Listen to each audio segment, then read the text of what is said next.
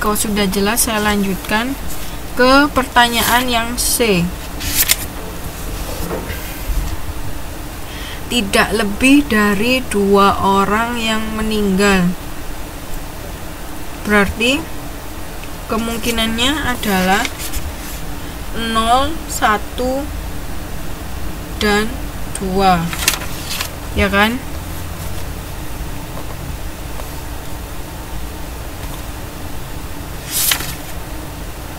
Oh, tunggu, salah. Pertanyaannya adalah lebih dari 2 orang yang meninggal. Berarti bisa jadi ada 3, bisa jadi ada 4, sekian ya. Karena lebih dari 2 orang yang meninggal.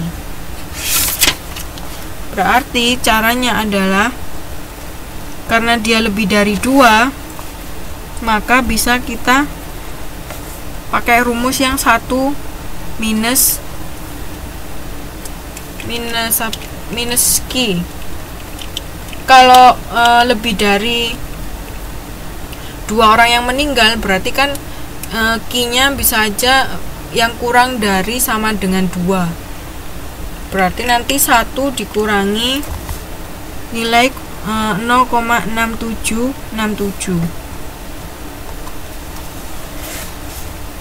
Di situ dilihat ya, untuk X sama dengan 2 dan mu sama dengan 2, kan hasilnya adalah 0,6767. Nah, untuk mengetahui hasil dari pertanyaan tadi, jawaban dari pertanyaan tadi, yang diminta kan lebih dari 2. Nah, lebih dari 2 itu kan banyak, ada 3, ada 4, ada 5, dan seterusnya. Nah, karena peluang itu nilai terbesarnya adalah 1, maka cara yang mudah adalah 1 dikurangi dengan peluang orang yang meninggal itu kurang dari sama dengan 2. Maka 1 dikurangi 0,6767. Hasilnya 0,3233.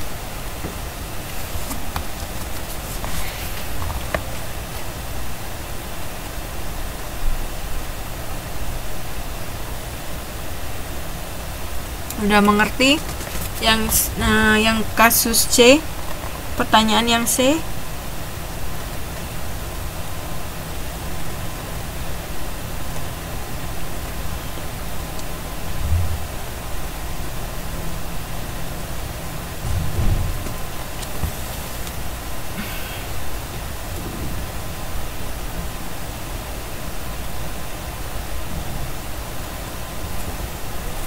(6768)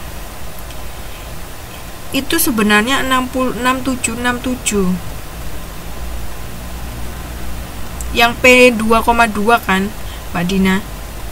Itu 1 dikurangi 0,6767, bukan 6768.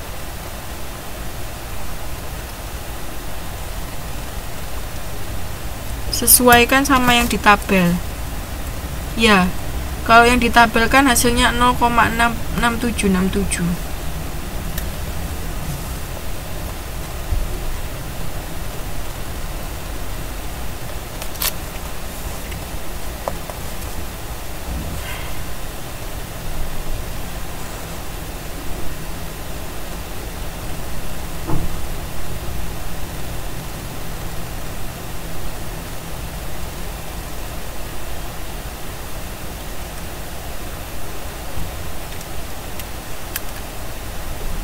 Gimana? Udah bisa ya? Kalau sudah bisa, saya lanjutkan ke distribusi probabilitas kontinu.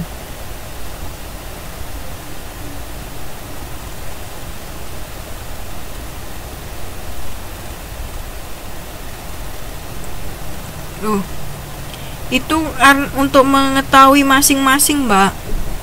Untuk Mbak Siti ya, itu 0,2707 itu untuk mencari peluang untuk yang X sama dengan 1 itu berapa.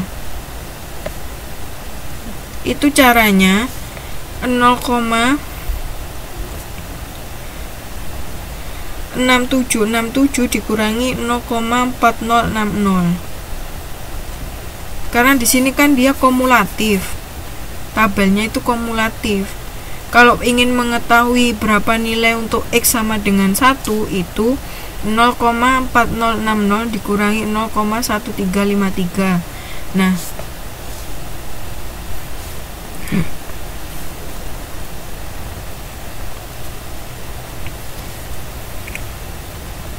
untuk yang 2 itu 0,6767 dikurangi 0,4060.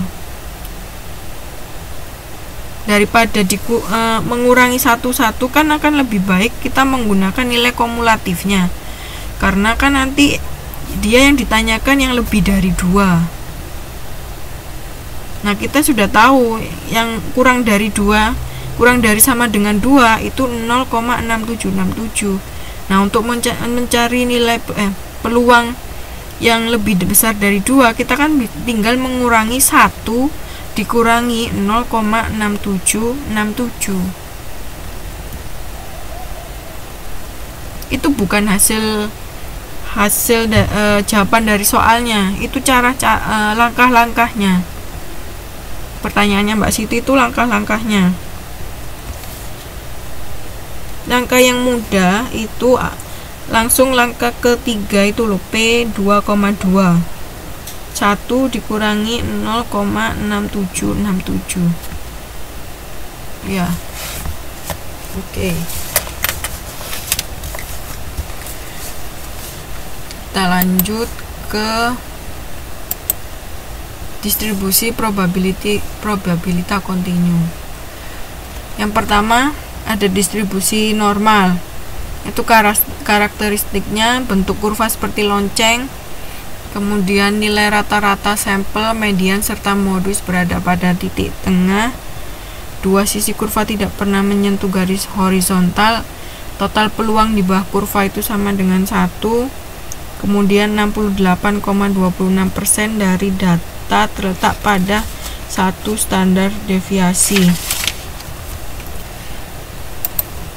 Rumusnya adalah ZX min mu per sigma. Nah, contoh soalnya ada di halaman 4.26. Apabila seorang pekerja bisa menghasilkan batu bata rata-rata sebanyak 500 per hari dengan deviasi 100 per hari, maka berapa peluang seorang pekerja dapat menghasilkan batu bata sebanyak 500 hingga 650 dalam satu hari? Nah, langkah pertama kita hitung nilai untuk 650 berdasarkan rumus Z.